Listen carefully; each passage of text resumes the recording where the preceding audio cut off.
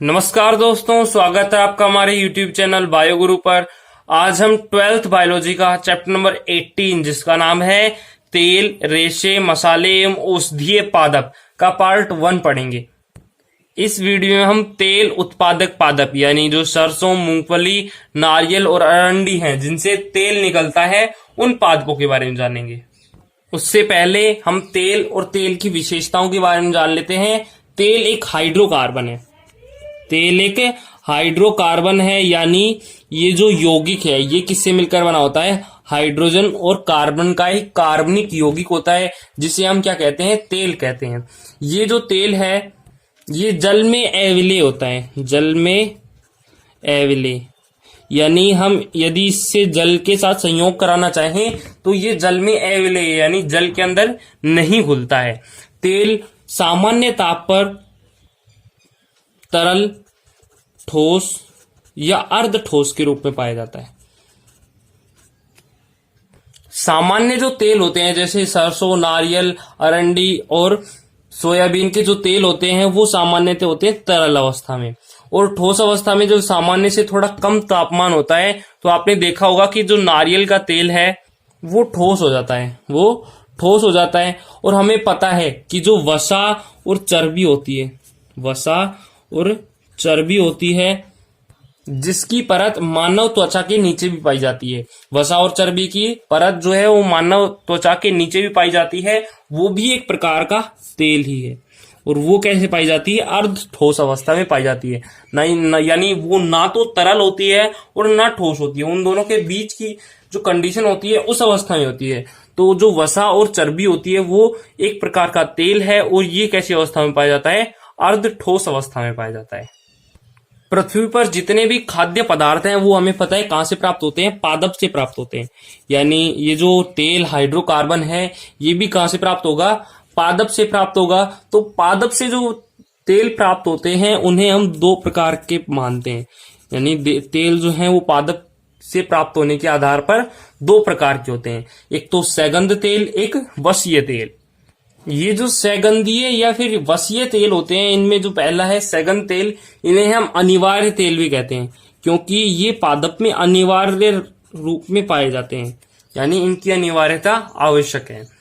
इसके साथ ही इन्हें वाष्पशील तेल भी कहते हैं। वाष्पशील तेल क्यों कहते हैं? क्योंकि ये जो तेल होते हैं यदि हम इन्हें खुला छोड़ दें वायु में तो ये वाष्पित होने लग जाते हैं, और जब हम इनका पात्र भर देते हैं तेल से तो कुछ समय बाद वो क्या हो जाता है? वो तेल उड़ जाता है, यानी वाष्पित हो जाता है। तो इस प्रकार के तेलों को हम क्या कहते हैं? वाष्पशील तेल कहते हैं। और ये पादप में अनिवार्य रूप से पाए जाते हैं, इसलिए इन्हें अनिवार्य तेल कहते हैं। इनमें तीव्र गंध पाई जाती है, जैसा कि नाम से पता चल रहा है कि ये सैगंध है यानी गंध युक्त। तो इनमें कैसी गंध पाई जाती है? तीव्र गंध पाई जाती है। अगर हम इन्हें प्राप्त करने की विधि के बारे में जाने तो पादप से जो तेल प्राप्त किया जाता है उसमें कई प्रकार की अशुद्धियां होती हैं। उनको अलग करने के लिए यानी सैगंध तेल को प्राप्त करने के लिए हम आसवन विधि का प्रयोग करते हैं। आसवन विधि क्या होती है? जो वाष्पशील पदार्थ होते हैं जैसे ये सगंध तेल या फिर इन्हें हम वाष्पशील तेल भी कहते हैं, तो ऐसे वाष्पशील पदार्थ को अगर हमें पृथक करना हो तो हम क्या करते हैं? उन्हें गर्म करते हैं जिससे वो वाष्पित होते हैं, फिर उनका संघनन करते हैं यानी उन्हें ठंडा करते हैं, और इस विधि को हम कहते हैं आसवन विधि। इस आसवन विधि में हम एक स्टैंड लेते हैं, यहाँ पर एक फ्लास्क लगाते हैं जिसमें भरते हैं हम पादप से प्राप्त अनिवार्य तेल, यानी जो पादप से तो हमने तेल प्राप्त किया है उसे भरते हैं। इसमें है अनिवार्य तेल या फिर जो वाष्पशील तेल है वो है, या फिर हम इसे सगंध तेल भी कहते हैं। उसके अंदर इसमें कुछ अशुद्धियां उपस्थित हैं, तो इसे हम शुद्ध कैसे करते हैं? आसवन विधि द्वारा करते हैं। इस विधि में क्या होता है? इसे हम बर्नर से गर्म करते हैं। बर्नर से गर्म होने के बाद ये जो अनिवार्य तेल है ये कैसा है? वाष्पित तेल है, यानी वाष्पशील तेल है। तो इसका वाष्पन होगा, यानी ये वाष्प के रूप में इस नलिके के माध्यम से अंदर चला जाएगा। ये वाष्प कैसी होगी? गर्म होगी, क्योंकि यहां से इसे हीट प्रदान की जा रही है। तो ये वाष्प गर्म होगी, और यहां पर लगा होता है एक संघनित्र। ये संघनित्र होता है, इसमें क्या होता है? कोई भी गैस होती है उसका संघनन होता है, यानी यहां से प्रवाहित किया जाता है ठंडा जल। और ठंडा जल इसके अंदर भर जाता है, जिससे इसके अंदर जो गर्म वाष्प है वो किस में बदल जाती है, जल की बूंदों में बदल जाती है। यानी यहाँ पर ये वाष्प किस में बदल गई, जल की बूंदों में बदल गई। इसे हम कहते हैं संघनित्र। यहाँ पर ठंडा डालते हैं, इधर से हम गर्म प्राप्त करते हैं, क्योंकि जब ये गर्म वायु के संपर्क में आएगा तो ये जो ठंडा जल है ये किस में बदल जाएगा, गर्म जल में बदल जाएगा। और यहाँ पर जो गर्म वाष्प है वो किस में बदल जाएगी, पानी की बूंदों में बदल जाएगी। और यहाँ पर आ जाएगा ये वाष्पशील तेल, इसे हम पात्र में एकत्रित कर लेंगे। तो इस तरह से हम आसवन विधि द्वारा जो वाष्पशील तेल है, अनिवार्य तेल है या फिर सगंध तेल है, उसे हम पृथक कर सकते हैं। ऐसा किसमें पाया जाता है, यानी सगंध, अनिवार्य और वाष्पशील तेल का अगर हम उदाहरण की बात करें तो इनके उदाहरण है मोगरा, चमेली, गुलाब और खसखस। यानी इनके जो तेल हैं वो हम आसवन विधि द्वारा पृथक कर सकते हैं, क्योंकि इनके तेल कैसे होते हैं, वाष्पशील तेल होते हैं। अगला है वसीय तेल। वसीय तेल, ये जो वसीय तेल होते हैं ये पादप के अंदर स्थिर होते हैं, यानी इन्हें हम स्थिर तेल भी कह सकते हैं। और इन्हें हम अवाष्पशील तेल कहते हैं, क्योंकि इनका वाष्पन नहीं होता है। इनका वाष्पन नहीं होता है, इसका मतलब ये पादप में स्थिर होते हैं, तो इन्हें स्थिर तेल और अवाष्पशील तेल भी कहते हैं। तो इसमें आपको याद रखना है कि जो वसीय तेल होते हैं वो स्थिर तेल और अवाष्पशील तेल होते हैं, जबकि जो सगंध तेल होते हैं वो अनिवार्य तेल, वाष्पशील तेल कहलाते हैं। अगर हम वसीय तेल की प्रकृति की बात करें तो ये अवाष्पशील होते हैं, यानी इनका वाष्पन नहीं होता है। और अगर हम इनके संगठन की बात करें, यानी वसीय तेल बने किससे होते हैं, तो जो सगंध तेल होते हैं वो तो हाइड्रोकार्बन से बने होते हैं, यानी हाइड्रोजन और कार्बन के संयोग से बने होते हैं। लेकिन ये बने होते हैं वसीय अम्लों से, वसीय अम्लों से, और ये ग्लिसरॉल के एस्टर होते हैं, ग्लिसरॉल के एस्टर। इसकी प्रकृति के देखकर हम समझ सकते हैं कि इसका पृथक्करण आसवन विधि से नहीं किया जा सकता। क्यों नहीं किया जा सकता, क्योंकि इसकी प्रकृति होती है कि ये अवाष्पशील होता है, यानी इसका वाष्पन नहीं होता है। और आसवन विधि में क्या होता है, जो वाष्पशील पदार्थ होते हैं उन्हीं का पृथक्करण किया जा सकता है। तो ये अवाष्पशील पदार्थ है। जब हम इस तेल को यहाँ फ्लास्क में डालेंगे और इसे गर्म यानी हीट प्रदान करेंगे तो क्या होगा, ये अवाष्पशील है, यानी इसका वाष्पन नहीं होगा, तो ये वाष्प के रूप में नहीं रहेगा और यहाँ पर अशुद्धियां और जो वसी तेल है वो यहीं रहेंगे, जिससे उसका पृथक्करण नहीं होगा। यानी हम इसका आसवन विधि द्वारा पृथक्करण नहीं किया कर सकते हैं। अगर वसीय तेल का अगर उदाहरण की बात करें तो इनके उदाहरण जो सभी खाद्य तेल हैं, जैसे मूंगफली, सरसों, सोयाबीन, सूरजमुखी के जो सभी खाद्य और अखाद्य तेल हैं उन्हें हम वसीय तेल ही कहते हैं। यानी वो जो तेल होते हैं वो कैसे होते हैं, अवाष्पशील और स्थिर तेल होते हैं। हमारा जो मेन टॉपिक है वो आज का वसीय तेल ही है, तो पढ़ लेते हैं वसीय तेल। वसीय तेल जो है उनके प्रकार पढ़ लेते हैं पहले, क्योंकि हमें पता है कि वसीय तेल जो है वो अवाष्पशील है, यानी यदि हम इन्हें खुला छोड़ दें वायु में तो ये वाष्पित नहीं होते हैं। फिर भी ये जो अलग अलग तेल होते हैं ये अपनी अलग अलग प्रकृति दर्शाते हैं। इसी कारण वसीय तेल को 4 प्रकार में बांटा गया है। पहला है अशुष्कन। अशुष्कन में क्या होता है, यदि ही हम इन वसीय तेलों को वायु में खुला छोड़ दें तो क्या होगा, इनकी जो ऊपर वाली परत है, यानी जो वायु के संपर्क में जो परत है वो लचीली हो जाती है, यानी थोड़ी ठोस प्रकार की हो जाती है। जैसे हमने यहां पर छोड़ दिया अलसी का तेल, यानी अलसी या सोयाबीन का तेल छोड़ सकते हैं किसी पात्र में, वायु के संपर्क में खुला छोड़ दिया। उसके बाद में क्या होता है, जब हम इसे वायु में खुला छोड़ते हैं तो इसकी जो वायु की सतह है, वायु की पृष्ठ से जो सतह टच हो रही है वो कैसी हो जाती है, थोड़ी लचीली हो जाती है, यानी अर्ध ठोस में परिवर्तित हो जाती है। तो अर्ध ठोस में परिवर्तित होगी तो ये जो तेल है वो कैसा कहलाएगा, ये तेल कहलाएगा शुष्कन तेल। शुष्कन तेल, यहां पर अशुष्कन नहीं है, अशुष्कन आगे आएगा, ये शुष्कन तेल कहलाता है। तो शुष्कन तेल की परिभाषा क्या होगी, जब हम इस प्रकार के तेल को यानी वसीय तेलों को जब वायु में खुला छोड़ दें और उनकी जो ऊपर वाली परत है, सतह है, वो थोड़ी लचीली हो जाए तो उन तेलों को हम क्या कहते हैं, शुष्कन तेल कहते हैं, जैसे अलसी, सोयाबीन और कुसुम का तेल। अगला प्रकार है अर्ध शुष्कन। अर्ध शुष्कन में क्या होता है, जब हम किसी वसीय तेल को वायु में लंबे समय तक खुला छोड़ दें, यानी वायु में खुला छोड़ रहे हैं और ये भी लंबे समय तक के लिए, और जब हम वायु में लंबे समय तक खुला छोड़ देते हैं किसी वसीय तेल को, और उसके बाद में वो जो है वो शुष्कन तेल की भांति व्यवहार करने लगता है, यानी ऊपर की जो सतह है वो लचीली होने लगती है, तो उस प्रकार के तेल को हम कहते हैं अर्ध शुष्कन। इनमें अंतर क्या होता है, शुष्कन में तो कुछ समय में ही जो ऊपर वाली सतह है उसमें लचीली परत बन जाती है, लेकिन जो अर्ध शुष्कन तेल होते हैं उनमें लंबे समय तक खुला छोड़ने पर ही लचीली परत बनती है। इनके उदाहरण है बिनोला, तिल और सूरजमुखी। यानी इन प्रकार के तेल को यदि हम लंबे समय तक वायु में खुला छोड़ दें तो इनके ऊपर भी एक लचीली परत बन जाती है।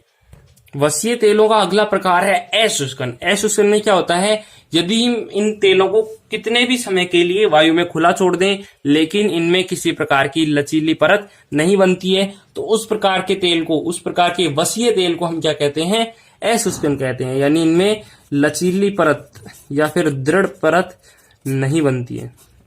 इस प्रकार के तेल को हम क्या कहते हैं, अशुष्कन तेल कहते हैं। जैसे सरसों, अरंडी, मूंगफली और भी सरसों की अन्य प्रजातियां हैं जो क्या करती हैं, अशुष्कन तेल होते हैं, यानी अशुष्कन का गुण प्रदर्शित करती हैं। अगला प्रकार है वसा या चर्बी। ये जो तेल होते हैं ये इन तेलों से सबसे अलग होते हैं। यानी इनकी अगर हम बात करें तो ये जो वसा या चर्बी तेल हैं इनमें क्या होता है, ये सामान्य ताप पर ठोस होते हैं या अर्ध ठोस होते हैं। यानी ऊपर वाले तेलों में तो क्या हो रहा था, इन्हें कुछ समय के लिए या फिर लंबे समय के लिए यदि हम रख देते हैं तो उनमें लचीली परत या ठोस परत का निर्माण हो जाता है। लेकिन ये जो वसा और चर्बी है इनमें क्या होता है, ये सामान्य ताप पर ही पूरे के पूरे ठोस या अर्ध ठोस होते हैं। जैसे नारियल का तेल और पॉम ऑयल। तो ये हो गए तेलों के प्रकार। तेलों के 4 प्रकार होते हैं, कौन कौन से, शुष्कन, अर्ध शुष्कन, अशुष्कन और वसा और चर्बी। तो अब हम बात कर लेते हैं कुछ अशुष्कन तेलों के बारे में, यानी जैसे सरसों, अरंडी, मूंगफली। पहला खाद्य तेल है सरसों। सरसों के अगर हम वानस्पतिक नाम की बात करें तो सरसों का वानस्पतिक नाम होता है ब्रेसिका नेपस, और इसकी कई प्रजातियां होती हैं। उन प्रजातियों के आगे हिसाब से उनका उपकुल लगा दिया जाता है। इसके कुल का नाम है ब्रेसिका, क्योंकि जो वानस्पतिक नाम लिखते हैं उसमें सबसे पहले हम क्या लिखते हैं, पहले हम उसका कुल लिखते हैं, उसके बाद में उसकी जाति लिखते हैं। तो हमने यहाँ पर पहले कुल लिख दिया, तो इसका कुल क्या होगा, ब्रेसिकेसी, या फिर आजकल नया नाम है इसका क्रूसीफेरी। इसके दोनों नाम है ब्रेसिकेसी और क्रूसीफेरी। यानी जो सरसों का कुल है वो कौन सा है, ब्रेसिकेसी। इसका पर्याय नाम होता है ब्रेसिका कंप्रेस्टिस, और इसका जो सामान्य नाम है, यानी जो सामान्य हम नाम जानते हैं वो जानते हैं पीली सरसों के नाम से। यानी जब हम गूगल पे पीली सरसों के नाम से सर्च करेंगे तो सरसों का पौधा दिखाएगा, यानी इसका सामान्य नाम क्या होगा, पीली सरसों। और इसका वानस्पतिक नाम, क्योंकि हमें पता है कि कोई भी पौधा होता है इसका वानस्पतिक नाम होता है, कोई भी फल होता है उसका वानस्पतिक नाम होता है, तो इसका वानस्पतिक नाम क्या होता है, ब्रेसिका नेपस। और इसकी कई प्रजातियां पाई जाती हैं, उन प्रजातियों के हिसाब से इनका आगे नाम लगा दिया जाता है। जैसे कोई भी प्रजाति है उसका आगे हम नाम लिख देंगे, जैसे कोई प्रजातियां हैं उनका नाम लिख देंगे। तो इसके कुल का नाम क्या है, ब्रेसिकेसी, या फिर इसे आधुनिक नाम है क्रूसीफेरी। इसका पर्याय नाम ब्रेसिका कंप्रेस्टिस है। इस पौधे से जो तेल प्राप्त किया जाता है वो प्राप्त किया जाता है बीजों से। इस पादप में तेल के लिए उपयोगी जो पादप भाग होता है वो कौन सा होता है, बीज। यानी इसमें तेल बीजों से प्राप्त किया जाता है। बीजों में बीज पत्र पाए जाते हैं। चूंकि जो सरसों का पौधा है वो द्विबीज पत्री होता है, यानी उसमें मूसला जड़ें पाई जाती हैं, तो उसके अंदर जो बीज पत्र हैं वो कितने होते हैं, 2 होते हैं, और उन दोनों बीज पत्रों में संचित होता है तेल, और वहां से सरसों का तेल प्राप्त किया जाता है। इसके अलावा सरसों की अन्य भी कई प्रजातियां हैं जिनसे तेल प्राप्त किया जाता है। जैसे तोरैया, काली सरसों, भूरी सरसों, काली राई और सफेद राई, ये सरसों की अन्य प्रजातियां हैं जिनके बीजों से तेल प्राप्त किया जाता है। अगर हम इसके पादप की बात करें तो इसका पादप जो है वो 1 वर्षीय होता है, यानी 1 वर्ष के लिए होता है। 1 वर्षीय दुर्बल पादप होता है, यानी इसका जो तना होता है वो दुर्बल होता है, ठोस नहीं होता है, दुर्बल तना। और ये एक शाख होता है, यानी इसकी लंबाई ज्यादा नहीं बढ़ती है। ये एक अल्प शाखित शाख, यानी इससे शाखाएं भी निकलती हैं, लेकिन वो शाखाएं छोटी होती हैं क्योंकि ये शाख पौधा है। चूंकि इसके बीज पत्रों की संख्या 2 होती है, इसकी बीज पत्रों की संख्या 2 होती है, यानी इसके बीज में 2 बीज पत्र पाए जाते हैं, तो ये कैसा पौधा है? द्विबीजपत्री पौधा है। तो द्विबीजपत्री पौधे की जो जड़ें होती है वो कैसी होती है? मूसला जड़ें होती है, यानी एक तो सबसे लंबी जड़ होती है और उससे निकली हुई होती हैं द्वितीयक तृतीयक जड़ें। तो इस प्रकार से ये मूसला जड़ को धारण की हुई होती है, यानी इनमें मूसला मूल तंत्र पाया जाता है। इसकी पत्तियां वीणाकार होती हैं। वीणाकार कैसे होती हैं? इस तरह की, जैसे मूली में होती है उसी प्रकार की पत्ती इसमें होती है, यानी इसमें पत्ती कैसी होती है? इसके वीणा के आकार की होती है, यानी पत्ती का जो आकार होता है वो कैसे होता है? पत्ती वीणाकार होती है। इसके अंदर क्या पाया जाता है? एक हार्मोन पाया जाता है, उसके कारण इसकी तीव्र गंध होती है, यानी इसकी गंध तीव्र होती है। और इसके जो पुष्प लगते हैं वो चतुर्थई होते हैं, यानी उनमें क्या पाए जाते हैं? 4 चक्र पाए जाते हैं। चतुर्थई पौधे किन्हें कहते हैं? जो जिनमें जो बाह्य दलपुंज होता है वो उनकी संख्या 4 होती है। जैसे कई पादपों में 5 भी होती है, लेकिन ये जो सरसों है इसमें 4 होती है। ये जो बाह्य चक्र पाया जाता है इसकी संख्या कितनी होती है? 4 होती है। जैसे 3 तो यहां पर, एक इसके पीछे और यहां पर लगे होता है इसके पुष्प। तो इसका जो सामान्य पुष्प है वो कैसा होता है? सामान्यतः चतुर्थई होता है, यानी जो बाह्य चक्र पाए जाते हैं वो उनकी संख्या 4 होती है। फल सिलिकुआ प्रकार के पाए जाते हैं, यानी जो इनसे पुष्प से जो फल बनते हैं वो कैसे होते हैं? सिलिकुआ प्रकार के होते हैं, यानी ये जो फली बनती है ये कैसी होती है? सिलिकुआ होती है। इसके मध्य में एक पतली सी झिल्ली पाई जाती है, जिससे ये दोनों का जो अलग अलग पार्ट हैं फल के वो अलग अलग रहते हैं। और इसके जो बीज हैं वो कैसे पाए जाते हैं? अभ्रूणपोषी पाए जाते हैं, यानी इनके बीज में जो बीज पत्र हैं उनके अलावा इनमें भ्रूणपोष नहीं पाया जाता है। ये कैसे होते हैं? अभ्रूणपोषी, यानी भ्रूणपोष नहीं पाया जाता है। इनके जो अभ्रूणपोषी बीज होते हैं इनमें 30 से 48% सल्फर युक्त यौगिक पाया जाता है, यानी जो आइसोथायोसाइनाइट होता है इसमें क्या होता है? सल्फर होता है, और ये इसमें पाया जाता है, लगभग आधा प्रतिशत इसमें पाया जाता है, और इसमें होता है सल्फर, जिसके कारण इसके बीज में एक तीव्र गंध आ जाती है। यही कारण होता है कि इससे जो तेल प्राप्त करते हैं उसमें तीखी गंध आती है। वो तीखी गंध किसके कारण आती है? सल्फर युक्त यौगिक आइसोथायोसाइनेट के कारण आती है। और ये जो सरसों है, अभी हमने पढ़ा था कि सरसों किस में आती है? वसीय तेल में आती है, यानी